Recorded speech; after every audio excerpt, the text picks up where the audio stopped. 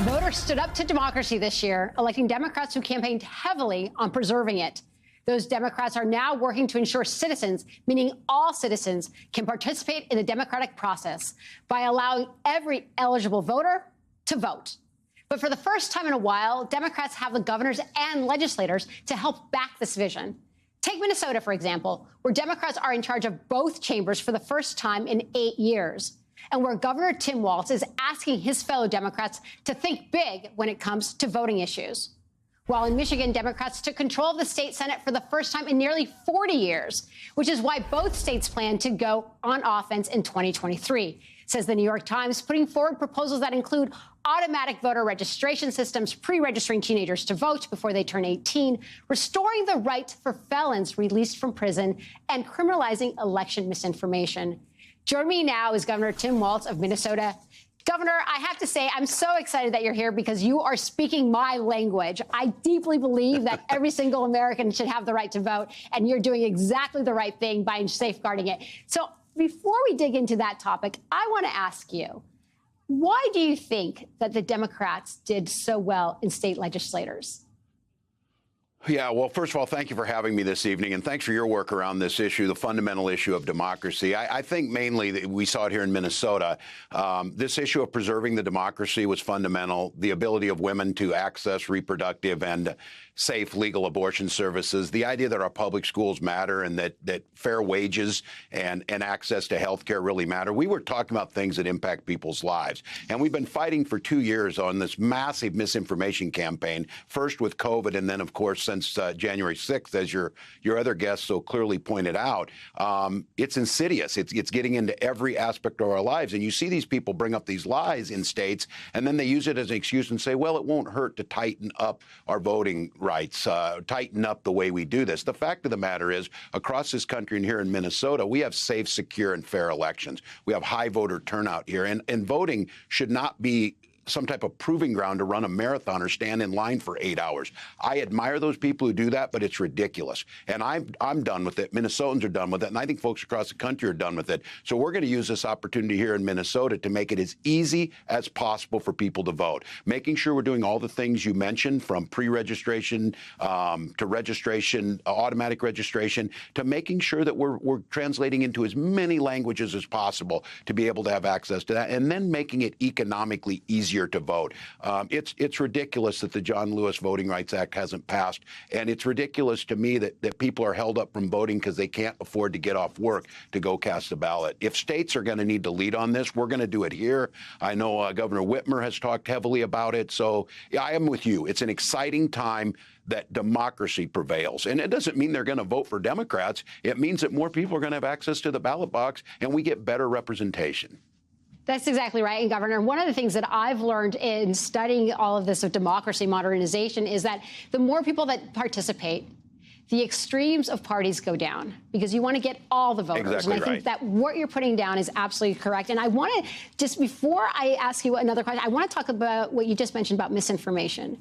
Because oftentimes before, in previous political chapters, disinformation, telling people where to vote the wrong way, that was kind of, these were considered shenanigans. But it's becoming more ominous. Can you talk a little bit about that and what you will do to ensure that there are penalties for that?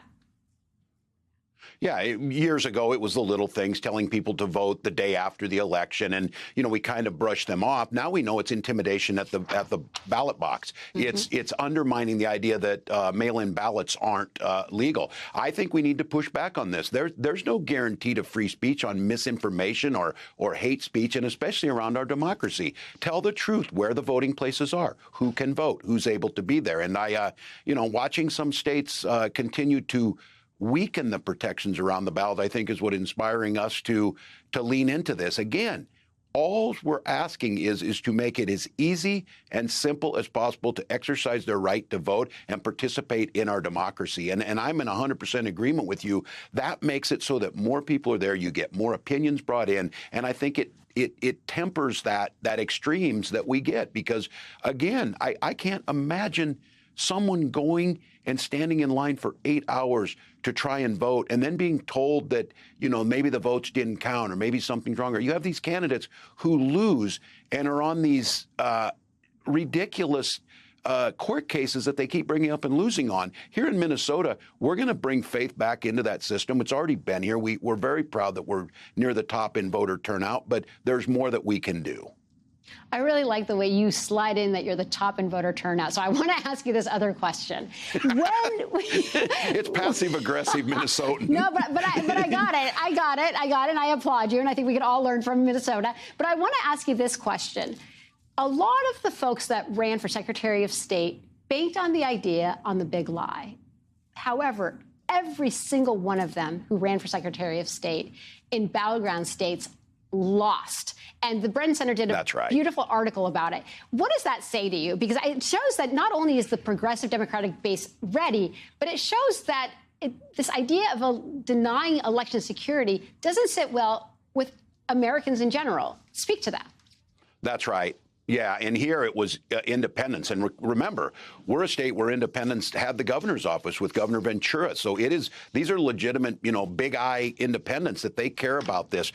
Here in Minnesota, we have an incredible Secretary of State, Steve Simon, and you won't find a more dedicated public servant. And I think this is probably what was echoed across the country. These are folks that do their job to protect the democracy, and they do it with just they're so passionate about it. And these election judges that are out there, my mother has been one. My 80-some-year-old mother was so proud of that ability to be a nonpartisan election judge. And you've got folks out there trying to undermine them. So I think what you saw and I was convinced of this, attacking the democracy, attacking access to health care was a losing proposition. And not only did they win, but in states like Minnesota, it was predicted this would be a pretty close race. We're a purple state.